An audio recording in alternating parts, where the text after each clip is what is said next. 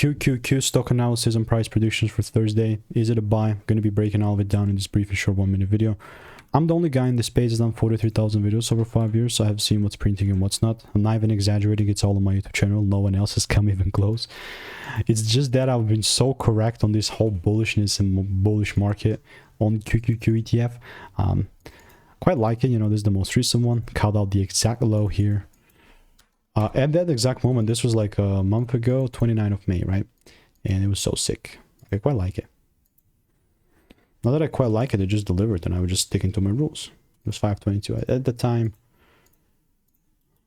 Boom.